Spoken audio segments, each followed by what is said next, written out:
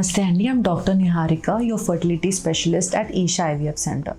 So అందరికీ నార్మల్గా embryo transfer అంటే కొన్ని భయాలు అవన్నీ ఉంటాయి. So let's discuss about the procedure of embryo transfer. ఆ తర్వాత what are the dos and don'ts after the embryo transfer. So embryo transfer రోజు మీరు ఏం చేయాలి? జనరలీ మీ రెగ్యులర్ యాక్టివిటీస్ చేసుకొని you can have your breakfast or lunch and మీ time ప్రకారం you have to come to the clinic. మీరు clinic వచ్చిన తర్వాత యూరిన్ సెన్సేషన్ వచ్చేంత వరకు బ్లాడర్ ఫిల్ చేశాక they will shift you inside the operation theatre. ఆ తర్వాత ఎంబ్రియోస్ అనేవి మీకు చెక్ చేసి మీ ఐడీస్, మీ నేమ్స్ అవన్నీ చెక్ చేసి ట్రాన్స్ఫర్ అనేది జరుగుతుంది. ట్రాన్స్ఫర్ జరిగిన తర్వాత చాలా మంది చాలా డౌట్స్ అడుగుతారు. ఫస్ట్ డౌట్ ఏంటి అని అంటే ఇమీడియట్ గా వాష్రూమ్ వెళ్ళిపోతే మా ఎంబ్రియోస్ అనేది కింద పడిపోతాయా అని చెప్పి. That is not at all true అండి. మనం ఒకసారి ఎంబ్రియోస్ యూట్రస్ లో వేసిన తర్వాత ఆ గర్భసంచి మూత అనేది క్లోజ్ అయిపోతుంది అనమాట. సో ఎంబ్రియోస్ బయటపడడం కానీ అలాంటివి ఏమీ ఉండదు. సెకండ్ థింగ్ మోస్ట్ అడిగేది ఎన్ని మినిట్స్ తర్వాత వాష్రూమ్ కి వెళ్ళొచ్చు అని చెప్పేసి.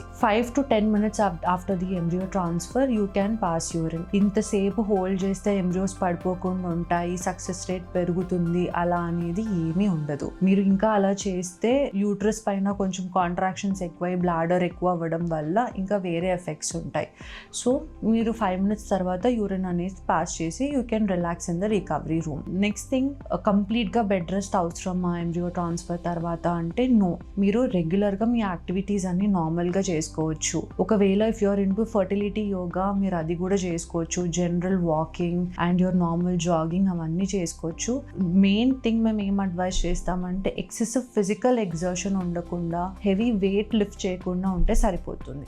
నెక్స్ట్ కామన్లీ అడిగే క్వశ్చన్, ఇప్పుడు ఎంబ్రియో ట్రాన్స్ఫర్ అయిపోయింది, ఇంటికి మేము ఎలా ట్రావెల్ చేయాలి? Which is the best mode of travelling? ఎప్పుడు ట్రావెల్ చేయొచ్చు? కొంతమంది అయితే ఇక్కడే పడుకొని నెక్స్ట్ డే వెళ్ళిపోవచ్చా అని అడుగుతారు. అవన్నీ ఏం అవసరం లేదండి. ఒకటే సజెషన్ ఏంటి అని అంటే మీరు ఏ మోడ్ ఆఫ్ ట్రావెల్ చేసినా, let it be car, bike, anything, మీరు బంపీ రోడ్ మీద కొంచెం కేర్ఫుల్ గా ఉండి గతుకులు లేకుండా రోడ్స్ చూసుకొని సేఫ్ గా వెళ్తే సరిపోతుంది. లాస్ట్ అండ్ ఫైనల్ థింగ్, అసలు ఏం తినొచ్చు, ఏం తినకూడదు.